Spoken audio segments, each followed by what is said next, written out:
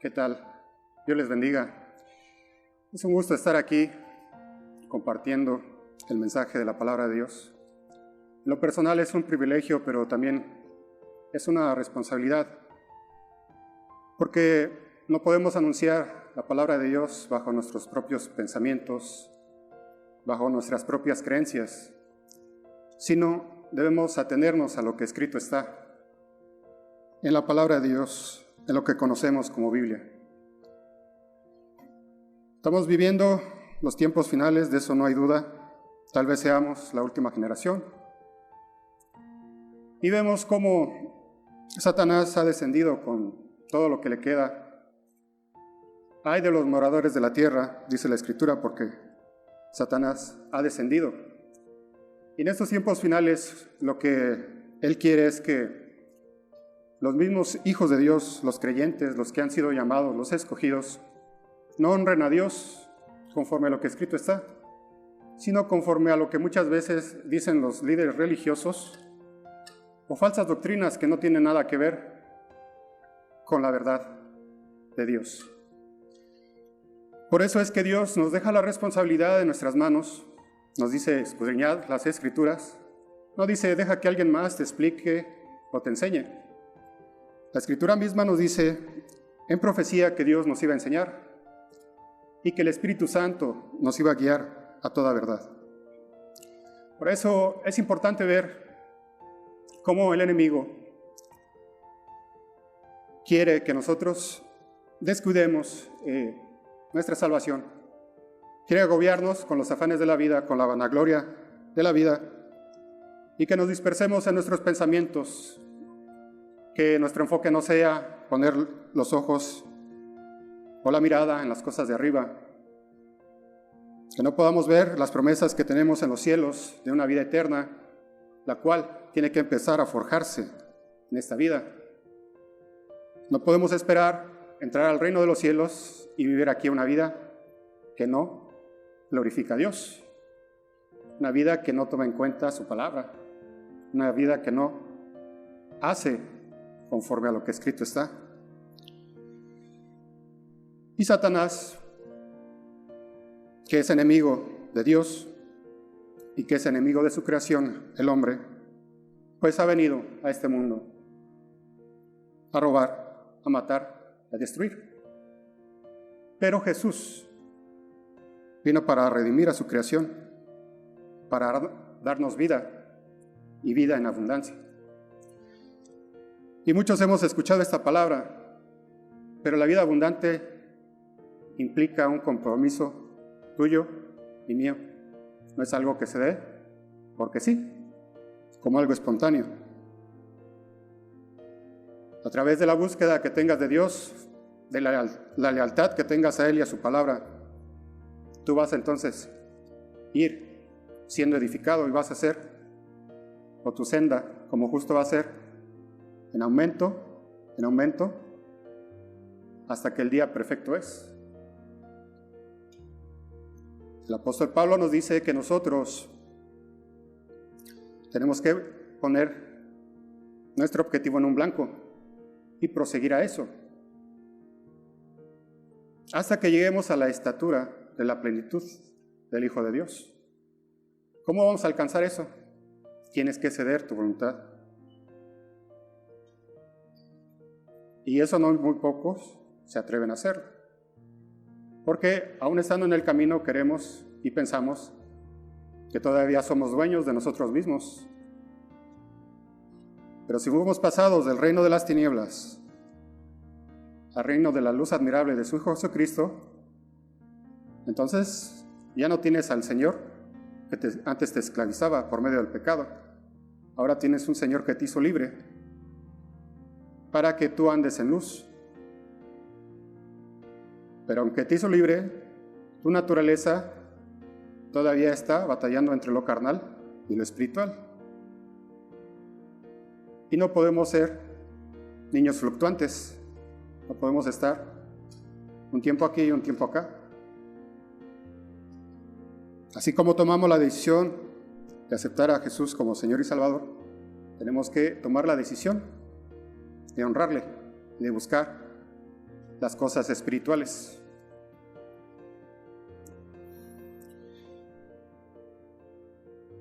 Hoy vamos a ver el tema, la tentación de Jesús.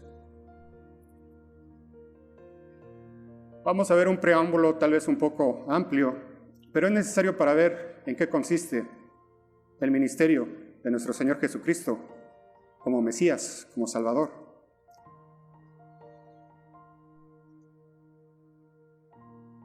Dice la Escritura que en el principio Dios hizo los cielos y la tierra. Nuestro Creador, que es omnisciente, sabía que el hombre iba a fallar. Y antes de la fundación del mundo ya tenía un plan en el cual el Hijo de Dios se ofrecía como redentor por el mundo que iba a caer. Por eso dice la Escritura que Él es el Cordero inmolado, desde que antes que el tiempo existiera. ¿Qué nos dice eso a ti y a mí? Nos muestra su amor por el hombre. ¿Cuántas veces Satanás no hace dudar en tu mente? Tú no eres tan importante para Dios. Dios está muy ocupado, no te va a escuchar. ¿Cómo es que le empiezas a clamar? Mejor no lo hagas porque ve tu condición de pecado en la que estás. Pero antes de la fundación de los tiempos o del mundo, ya Dios estaba demostrando su amor, porque iba a entregar a su propio Hijo. Tenemos que tener bien claro esto porque Satanás es muy astuto y siempre hace dudar al creyente y también al hombre que no ha conocido a Dios de que Él no le ama como dice amarlo. Pero si tú siendo creyente dejas que esos dardos del enemigo vengan a tu mente y den como fruto el pecado y empiezas a dudar de lo que Dios ha dicho, entonces temo decirte que la vida que vas a profesar en Cristo no es vida, sino es un tormento, porque siempre estás dudando si Dios te ama. Pero ¿qué muestra más grande quieres que desde antes de que fuéramos creados Él ya nos había amado? Eso tiene que quedar en tu mente bien claro este día. Tal vez es el objetivo de este mensaje. Dios te ama, pero tú tienes que creerlo. Él ya ha demostrado su amor y no tienes que pedir pruebas así como, si tú me amas, muéstramelo de esta forma o de otra. Pues no, o sea, Dios ya te lo demostró.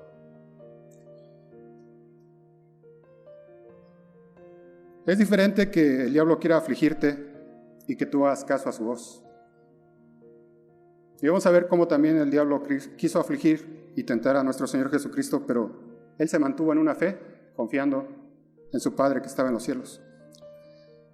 Pero es necesario, como les digo, ver un preámbulo de estas cosas para entender cómo empezó el ministerio Jesús de Nazaret. Leemos en Hebreos 10, del 5 al 7, lo siguiente. Por lo cual, entrando en el mundo, dice, sacrificio y ofrenda no quisiste, mas me preparaste cuerpo. ¿Quién está hablando ahí? Está hablando Jesús, ¿verdad? El Hijo le está diciendo al Padre. Continuamos en la lectura, dice, holocaustos y expiación por el pecado no te agradaron. Entonces dije, he aquí que vengo, oh Dios, para hacer tu voluntad, como en el rollo del libro está escrito de mí. Los holocaustos y las expiaciones Dios las puso como sombra del sacrificio perfecto que iba a venir cuando Jesús muriera en la cruz. Así se debía de entender. Cuando había un sacrificio, la gente de ese tiempo tenía que poner fe en el sacrificio venidero. Pero muchos se justificaban diciendo, bueno, yo pequé, aquí está el animal del sacrificio. Pero esa no era la actitud y Dios no tomaba en cuenta ese sacrificio. Por eso dice aquí que no te agradaron todos estos sacrificios, todas estas expiaciones. Pero entonces iba a venir lo perfecto. Y dice, he aquí vengo, oh Dios, para hacer tu voluntad. Entonces, Él vino a hacer la voluntad de Dios, no vino a hacer su voluntad. Pero nosotros nos acercamos a Dios y sabemos que es nuestro Padre en los cielos y queremos seguir haciendo nuestra voluntad. Entonces, ¿estamos o no estamos obedeciendo? El ejemplo lo tenemos del Maestro. Muchas personas de repente ven malos ejemplos en los que nos llamamos cristianos y dicen, para ser como Él, yo prefiero no seguir a Jesús. Bueno, puede ser una excusa muy válida, pero el asunto es que Jesús dio ejemplo en todo. Y delante de Jesús nadie va a poder excusarse. Nadie, ningún hombre va a poder excusarse. Entonces, yo le digo a las personas que han visto malos ejemplos en seguidores de Jesús, que ustedes son responsables delante de Dios. Ciertamente hay personas que somos malos ejemplos, pero ustedes son responsables delante de Dios de si deciden aceptar o no el sacrificio redentor de su Hijo Jesucristo. Entonces Jesús tenía que nacer, pero aquí lo importante es que iba a nacer con la naturaleza humana. No iba a venir como Dios solamente, sino iba a ser Dios encarnado. Por eso leemos en el profeta Isaías, capítulo 7, verso 14, lo siguiente: por tanto, el Señor mismo os dará señal, he aquí, que la Virgen concebirá y dará a luz un hijo y llamará su nombre, ¿cómo? Emmanuel. ¿Y Emmanuel qué quiere decir? Dios con nosotros. Jesús no solamente es el Mesías, no solamente es un enviado de Dios, no solamente es alguien que vino a anunciarnos el reino de los cielos, es Dios encarnado. Pero estamos viviendo en tiempos difíciles en los cuales se está comprometiendo la verdad con el error. Estamos viendo cómo iglesias cristianas se están uniendo con los incrédulos en lo que se llama movimiento ecuménico. Y el movimiento ecuménico lo que quiere es poner a todos los dioses de todas las religiones a la par, de tal manera que esté a la par de Buda, Zoroastro, a la par de Jesús. Entonces, si usted se da cuenta, muchos que supuestamente están anunciando el mensaje, están diciendo que Jesús solamente era el Mesías, pero no es así. Y muchos caen en ese error. Pero Jesús es Dios encarnado, es el Hijo de Dios, no es un maestro iluminado como muchos quieren presentarlo. Entonces, si estamos en tiempos de unidad ecuménica, todos los dioses tienen que estar a la par. Pero el mundo podrá tener sus criterios, sus creencias y sus maneras de buscar a Dios. Pero el Dios vivo y verdadero no comparte su gloria con nadie. Yo soy Dios y fuera de mí no hay nadie más, dice Jehová de los ejércitos. Jesús es Dios encarnado, no hay nadie como Él. Él es nombre sobre todo nombre. Entonces, el mundo podrá hacer sus planes, pero las Escrituras nos muestran quién es el Dios vivo y verdadero. Vemos en 1 Timoteo 3:16 cómo el apóstol Pablo reafirma lo que estamos leyendo del profeta Isaías. E indiscutiblemente grande es el misterio de la piedad. Dios fue manifestado en carne, justificado en el Espíritu, visto de los ángeles, predicado a los gentiles, creído en el mundo, recibido en gloria. No hay lugar a una interpretación incorrecta. Dios fue manifestado en carne. Hay otro Dios. Hay otro nombre dado a los hombres en los cuales podamos ser salvos, solamente en el nombre de Jesús.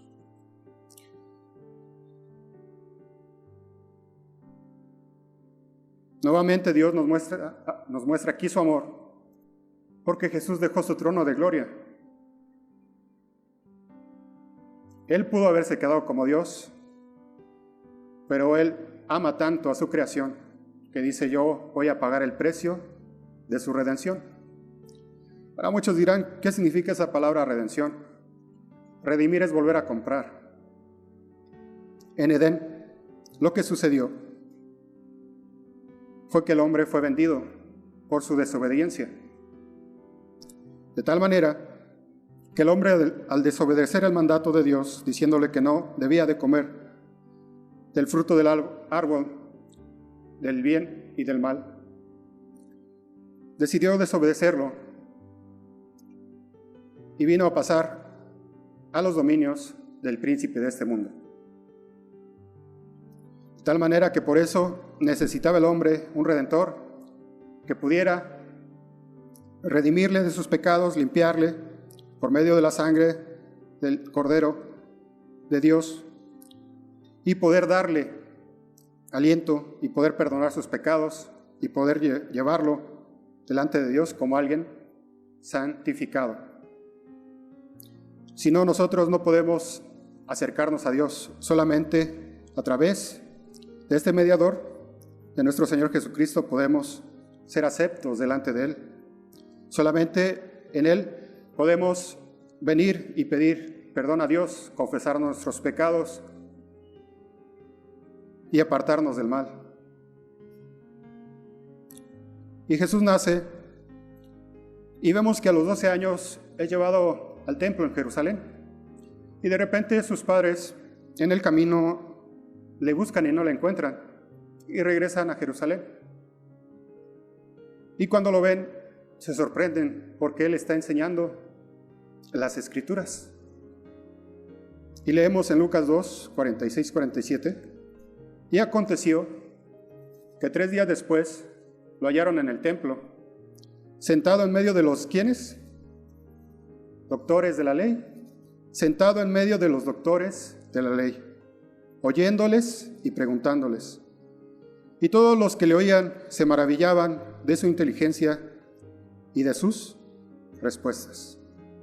Siguientes versículos: cuando le vieron, se sorprendieron y le dijo su madre: Hijo, ¿por qué nos has hecho así? He aquí tu padre y yo te hemos buscado con angustia. Entonces él les dijo: ¿por qué me buscáis? ¿No sabéis que en los negocios de mi padre me es necesario estar? Y yo me imagino que José se quedó desconcertado. Pues si yo soy tu padre, ¿cómo es que tienes que estar en los negocios de tu padre? Y sabemos que se refería al Padre Celestial. Pero la pregunta aquí es: ¿Jesús ya estaba preparado para comenzar su ministerio a los 12 años? Ya les estaba enseñando a los doctores de la ley. Entonces, ¿qué nos dice eso? Que ya estaba preparado. Pero ¿por qué no comenzaba su ministerio? Hay una respuesta a eso, y lo vemos en profecía. Miren, cuando nosotros venimos a la Biblia tenemos que preguntarnos el porqué de las cosas. Regularmente la leemos y pasamos por alto detalles. Pero para entender la Biblia a cabalidad, tenemos que agarrar en la lectura como si fuera una lupa y ver qué es lo que el escritor divino nos está queriendo expresar. Pero muchas veces tenemos una lectura rápida de ella y decimos: bueno, ya cumplí. Tenemos que ver la actitud con la que nos acercamos a las Escrituras. Cuando realmente queremos aprender de Dios, tenemos que pedir la dirección del Espíritu Santo. Por nuestros propios esfuerzos o por nuestro propio intelecto, no vamos a llegar a la verdad. Dios no nos va a mostrar su palabra revelada de esa manera. Pero a veces pensamos que estudiar la palabra solamente es para aquellos que pueden tener estudios, como lo que se habla aquí, doctores de la ley, o aquellos que Dios llamó, ¿verdad? La realidad es que es para todos. Y si dice Jesús que nosotros creemos que en ellos está la vida eterna, es decir, en las Escrituras, deberíamos de hacer lo correspondiente para indagar. Cuando Jesús, yo supongo que cuando Jesús estaba leyendo las Escrituras, leyó un pasaje que dice: en tu libro hallé que estaba escrito acerca de mí. ¿Y cómo supo que era Dios quien le estaba hablando directamente? Entonces el Espíritu Santo te dice y te muestra lo que realmente Dios te está diciendo. Pero si tú le quieres dejar ese compromiso a alguien más, pues esa persona recibe su bendición, pero ¿qué pasa contigo? ¿Cómo esperas crecer? ¿Cómo esperas madurar? ¿Cómo esperas dar fruto? Y Dios necesita obreros para su mies. Y Dios cuenta contigo y te llama en este momento, pero todo está en lo que tú quieras seguir. Porque la vida cristiana no es solamente congregarse y decir ya cumplí. Es tener una comunión personal con Dios y buscar hacer su voluntad. Leemos en Lucas 2, 50-52. Mas ellos, sus padres de Jesús, no entendieron las palabras que les habló, y descendió con ellos y volvió a Nazaret, y estaba ¿qué? Sujeto a ellos. Jesús se sujetó a sus padres, y su madre guardaba todas estas cosas en su corazón. Y Jesús crecía en sabiduría y en estatura, en gracia para con Dios y los hombres. Aunque él estaba ya preparado para el ministerio, se sujetó a sus padres. Hay personas que no están preparadas para el ministerio, pero las personas que las guían dicen: yo ya no tengo que sujetarme a ti, porque ya creen que pueden hacer la obra de Dios. Entonces mucha gente empieza a hacer la obra de Dios por actitudes incorrectas. Pero aquí nos muestra y nos da ejemplo Jesús, que aunque estaba preparado para predicar el mensaje del Padre Celestial, él se sujetó a sus padres, él los obedecía. Y él crecía en sabiduría y en gracia. Entonces, ¿tú crees importante que nosotros, tú y yo, debamos de crecer en sabiduría y en gracia? Yo creo que sí. Lo necesitamos más en estos tiempos. Necesitamos ser sabios en las decisiones que tomamos. Necesitamos la gracia de Dios en este mundo que cada vez más y más tiende a hacer lo malo. Entonces, ¿quién va a escuchar si Dios no pone esa gracia para que el incrédulo escuche y venga a arrepentimiento y sea parte de los hijos del reino? Que Dios nos ayude a crecer en gracia y en sabiduría. Entonces, cuando Jesús iba a empezar su ministerio, dice la Escritura que Dios no iba a hacer nada sin revelarlo antes a sus santos profetas. Las Escrituras las escribieron sus santos profetas y apóstoles. No fue que el hombre en su pensamiento quiso escribir algo y ponerle el nombre de Dios. Es importante entender que todo vino por inspiración divina. Y tenemos que ver la importancia de las profecías. El apóstol Pablo dice: no menospreciéis las profecías. En estos tiempos finales, la manera en que nosotros podríamos demostrar que Dios es veraz es hablando sus profecías, viendo el cumplimiento que ya se tuvieron. Pero si usted ve el mundo cristiano, de lo que habla no son precisamente de las profecías. Tiene muchos otros temas. Por ejemplo, muchos hablan de ser prósperos, y eso es su mensaje según ellos, y es lo que Dios quiere que tengamos. Pero muy raro hablan del juicio venidero. Muy poco hablan de que tenemos que ser como Noé, que tenemos que ser pregoneros de justicia. Y hablan de otros muchos temas como la autoestima, y que entonces si tú lees las Escrituras y ves el mensaje, puedes tener una mejor autoestima. Pero ese es el mensaje por el cual Jesús murió, ¿no? Él murió para redimirnos de nuestros pecados, para que nos arrepintamos. Un evento tan importante como el nacimiento de su hijo iba a estar registrado en las Escrituras. Y un evento tan importante como el día que iba a empezar su ministerio también iba a estar reflejado en las Escrituras. Veamos esto en Daniel 9, 24-25, que dice: y ungir al santo de los santos. ¿Quién es este santo de los santos? Pregunto. Solo hay uno, ¿verdad? Es Jesús. Sabe pues y entiende que desde la salida de la orden para restaurar y edificar a Jerusalén hasta el Mesías príncipe habrá 7 semanas y 72 semanas. Entonces le están diciendo al profeta Daniel que en el momento en que se iba a ungir al Mesías príncipe, o se iba a presentar al Mesías príncipe, iban a ser a partir de 69 semanas después de la orden de restaurar y edificar Jerusalén.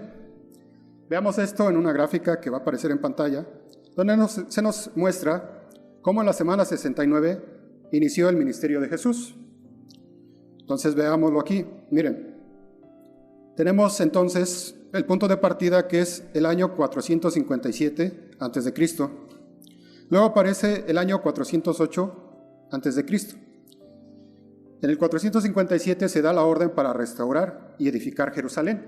Esa orden es dada por el rey de Persia, Artajerjes. Entonces dice que después de esa orden se iba a construir en 7 semanas el templo. Por eso es que en el 408 a.C. es construido. Ahora, ¿cómo entendemos estas semanas? Hay 2 pasajes en las Escrituras, en Éxodo y en Ezequiel, que hablan de día por año. Es un principio de interpretación profética. Dice: día por año te lo he dado. De tal manera que cuando habla de un día, está representando un año. Y si está hablando de una semana, ¿cuántos años equivale? 7, ¿verdad? Entonces, ¿qué nos está diciendo? Que en 7 semanas se va a construir el templo. Eso nos da estos días y este tiempo que aparece ahí. Y luego nos dice que en 62 semanas, después de haberse reconstruido el templo, entonces era cuando se iba a presentar el Mesías príncipe, lo que nos da el año 27 después de Cristo. ¿Por qué nos da el año 27 después de Cristo si Jesús empezó su ministerio a los 30 años? Porque recordemos que Dios toma en cuenta el calendario hebreo, y lo que estamos viviendo ahora es un calendario gregoriano que tiene un desfase de 4 años. El año 0 no cuenta.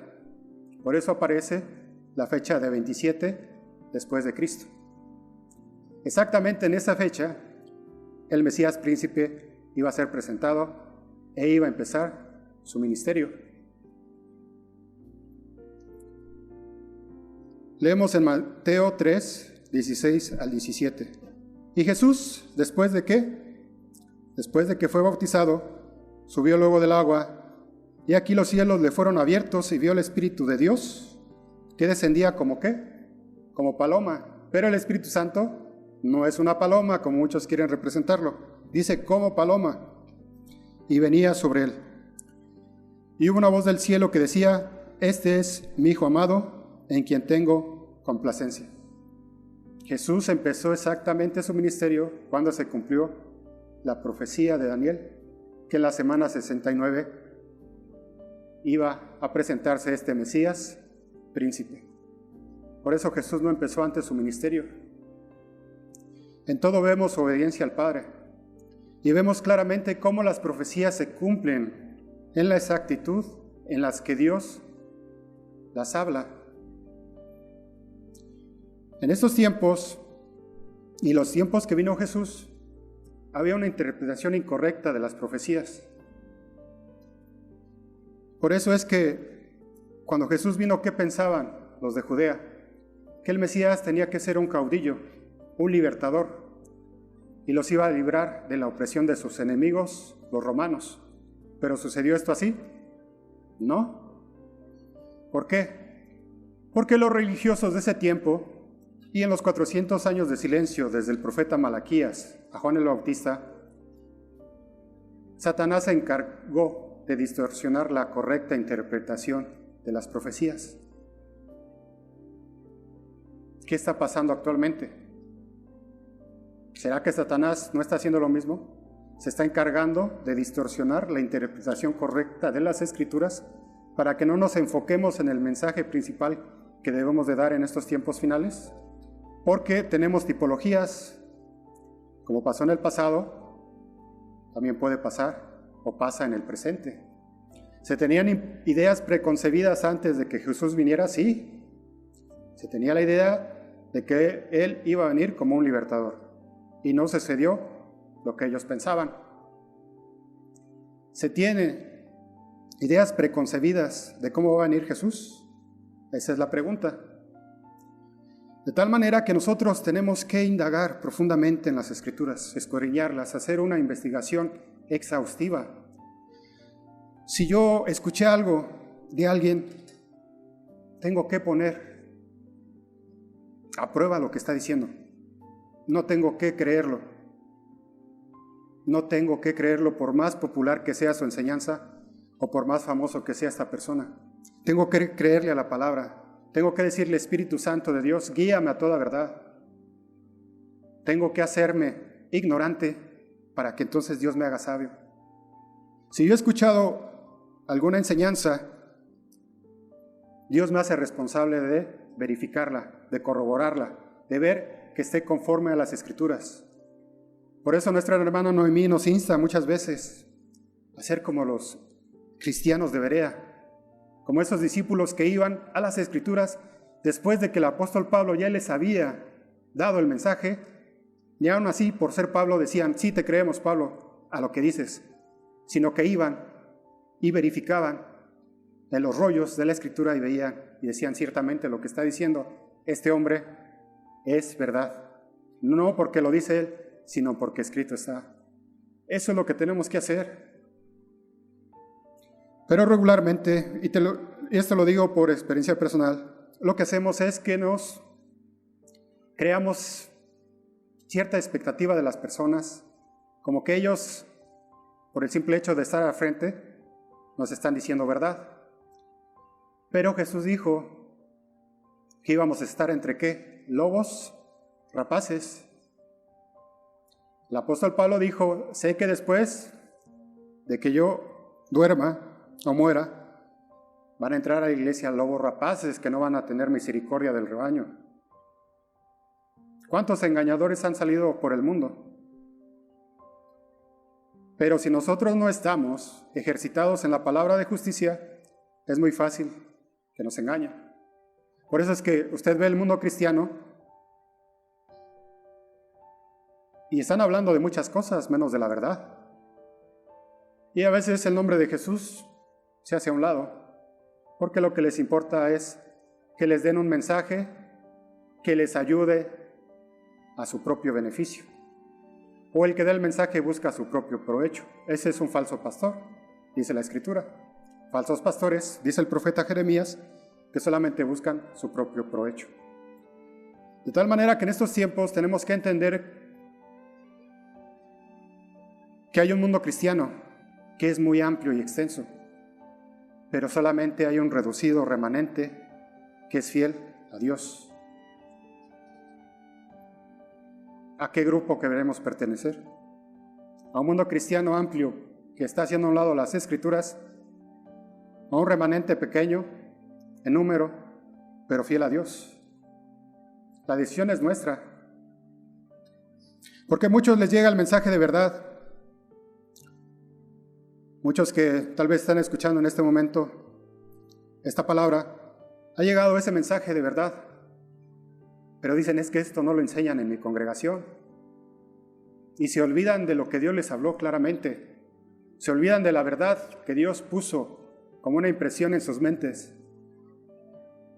Pero, como saben que eso no se ajusta a la enseñanza que tienen, esa impresión que tenían en su mente se va diluyendo por las falsas doctrinas que enseñan en sus congregaciones. Es tiempo en los cuales los ángeles de Dios urgen a las personas a salir de la corrupción de este mundo, tal como lo hicieron con este Lot. ¿Cómo salió Lot de Sodoma? Casi salió a rastras por los ángeles. Pero como era justo, Dios tuvo misericordia de él, pero no de Sodoma. Es lo mismo que está pasando con el remanente. A duras penas el remanente está buscando salir de la corrupción del mundo. Y Dios los va a perdonar a ellos, pero no va a perdonar al mundo. Va a tener que venir un juicio.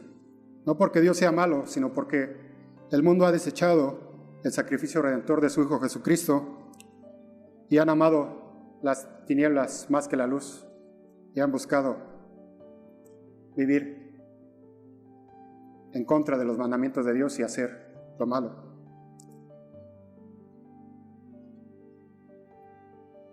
Entonces, en el bautismo de Jesús es interesante que vemos al Hijo, al Espíritu de Dios y al Padre que dice: este es mi Hijo amado en quien tengo complacencia. La plenitud de la divinidad dando testimonio de la importancia que iba a tener el ministerio de Cristo, porque iba a salvar al mundo de sus pecados.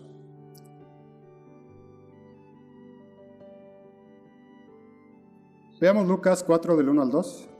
Dice: Jesús, lleno del Espíritu Santo, volvió del Jordán y fue llevado por el Espíritu al desierto por 40 días. Y era tentado por el diablo, y no comió nada en aquellos días, pasados los cuales tuvo hambre. Por el pecado del hombre se había cortado la comunicación entre la tierra y los cielos. Pero cuando Jesús es ungido, y Mesías quiere decir ungido, como el Santo de los Santos, se restablece esta comunicación del cielo con la tierra, con las palabras dadas por Dios. Este es mi Hijo amado en quien tengo complacencia. Entonces, imagínense el diablo viendo lo que está pasando y buscando que Jesús tenga tropiezo y no cumpla la misión a la cual ha sido traído al mundo. Tenemos que entender que la tentación de Jesús vino en un momento en el que él estaba viendo cómo iba a encarar este propósito que tenía en Dios, cómo iba a llevar esta misión que tenía del Padre.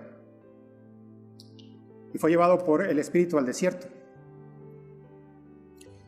Pero aquí tenemos que tener algo en claro. Satanás aprovechó esa oportunidad para tentarle.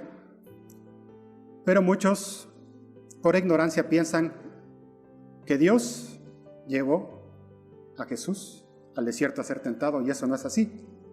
Porque Dios no tienta ni puede ser tentado, dice Santiago.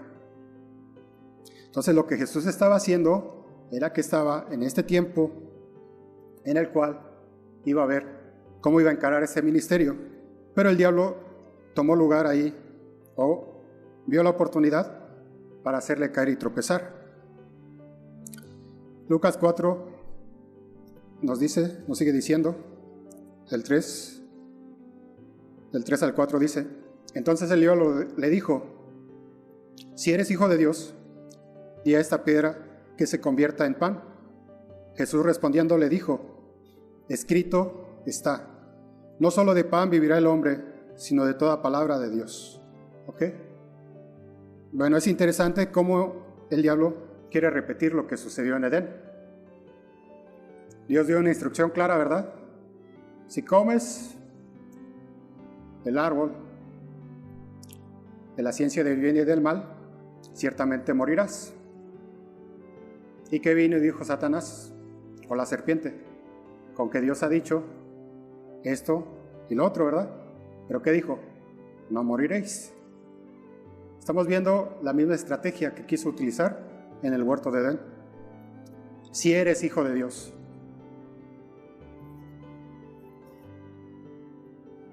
Como haciéndole dudar de lo que realmente Dios había dicho cuando fue bautizado. ¿Verdad? Porque se escuchó esa voz. Tú eres mi Hijo amado. Pero Jesús no se puso a dudar o a pensar o a tratar de razonar lo que el diablo estaba diciendo.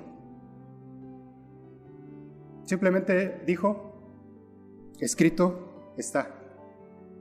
No solo de pan vivirá el hombre, sino de toda palabra que sale de la boca de Dios, dice en otro versículo. No sé si usted alguna vez ha tenido hambre, en la cual tal vez no haya comido en un par de días o 3, o haya ayunado.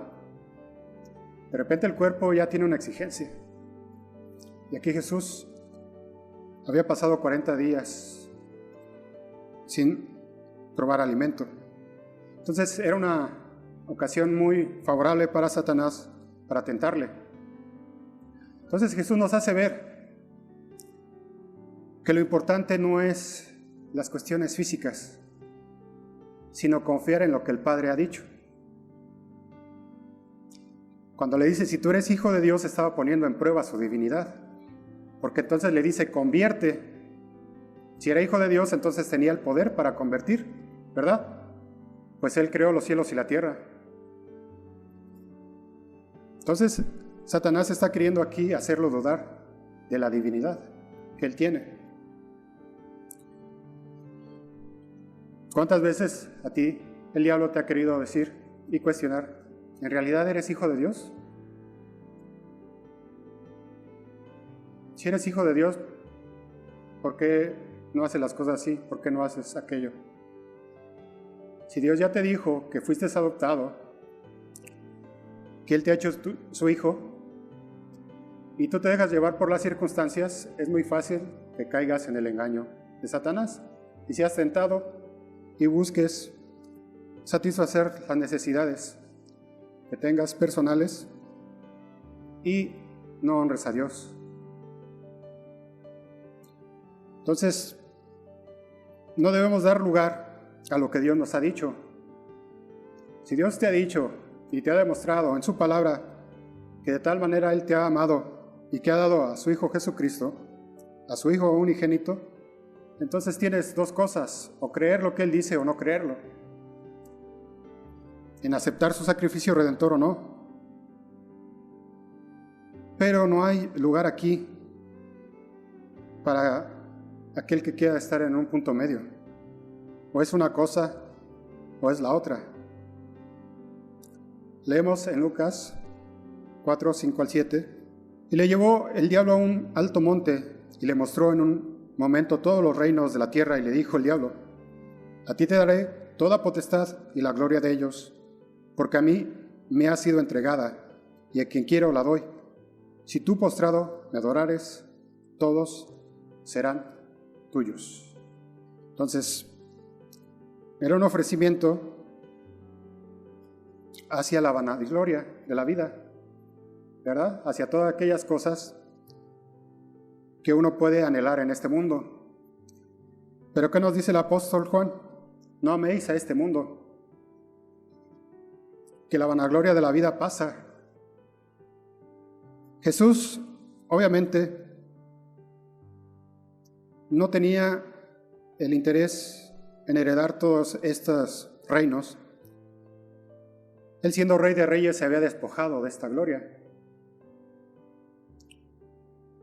Pero quiso apelar Satanás a la naturaleza humana, a la naturaleza carnal, para ver si Jesús aceptaba el ofrecimiento.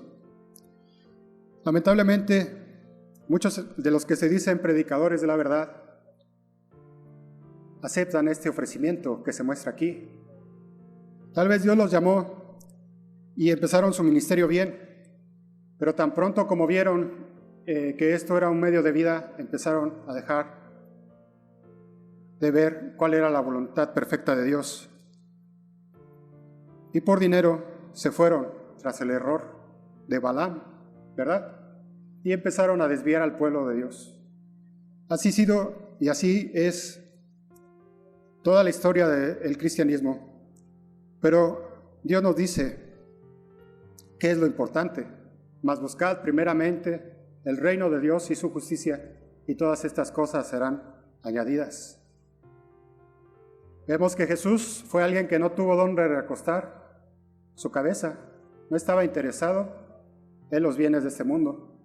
Vemos que Él tenía una sola túnica, no estaba preocupado por estar a la moda y que lo vieran y tener la atención de los hombres. Entonces, tenemos que ver qué hay en nuestros pensamientos, en nuestros corazones, y desechar la vanagloria de la vida, porque éstas nos quitan la mirada en el consumador de la fe. Tenemos que tener los ojos puestos en Jesús. Lucas 4:8 leemos: respondiendo Jesús le dijo: vete de mí, Satanás, porque escrito está: al Señor tu Dios honrarás y solo a Él servirás. También le llevó a Jerusalén y le puso sobre el pináculo del templo y le dijo: si eres hijo de Dios, échate de aquí abajo, porque escrito está: a sus ángeles mandará cerca de ti para que te guarden, y en las manos te sostendrá, para que no tropieces con tu pie en piedra. Nuevamente aquí tentándole, haciéndole dudar de que si era el Hijo de Dios. ¿Pero qué responde Jesús?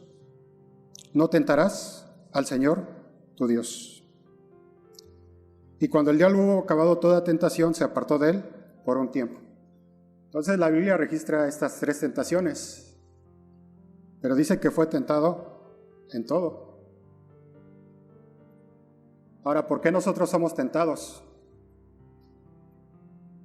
Por nuestras concupiscencias, por la naturaleza carnal que no se deja dominar por la espiritual.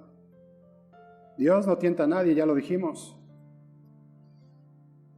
Y si nosotros tenemos debilidades, deberíamos de ver lo que significa esa palabra: son debilidades.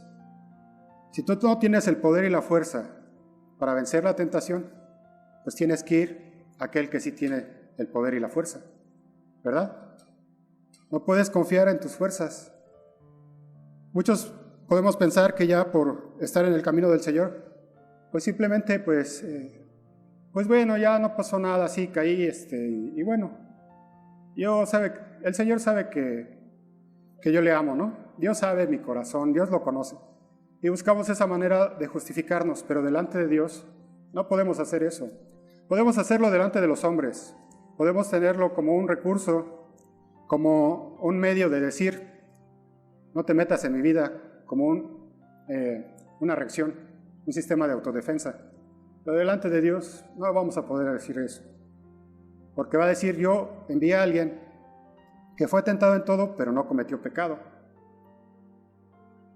Y entonces Él te puede ayudar para resistir la tentación. Por eso dice: acercaos a Dios, resistid al diablo y Él huirá de vosotros. Pero si no nos acercamos a Dios, vamos a ir en traspié una y otra vez y no vamos a poder ser parte de esta vida abundante que Jesús señala. Verá usted, los estándares de Dios no cambian. La manera mejor que tenemos para andar en sus caminos es obedecer sus mandamientos. Jesús obedeció los mandamientos del Padre. Jesús no hizo su propia voluntad. ¿Por qué nosotros, como hijos de Dios, sí lo hacemos? Si ejemplo hemos tenido de nuestro hermano mayor, Jesucristo. Si el mensaje de las buenas nuevas de salvación no viene complementado con el de arrepentíos, o si no pereceréis, no es un mensaje genuino. Jesús lo dijo también. Nosotros, al congregarnos, tenemos que ser conscientes de que no somos personas que estemos sin defecto. No hay un hombre, ni aun uno solo, en este mundo que no peque. No hay justo, ni aun uno.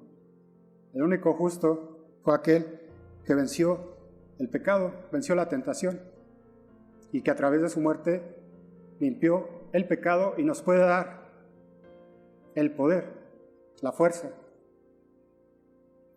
para poder decir no a la tentación. Miren, lo que Satanás hizo es que al hombre, al caer, dijo: no hay manera de que tu creación, Dios, pueda cumplir tus mandamientos y guardarlos. ¿Sí me explico? porque cayó. Y entonces, ¿qué dijo? Si logro hacer que el Hijo de Dios caiga, voy a demostrar que yo tengo razón. Porque Satanás, en su odio que tiene al hombre y en su odio que tiene a Dios, buscó que cayera y logró su cometido. Pero con Jesús no.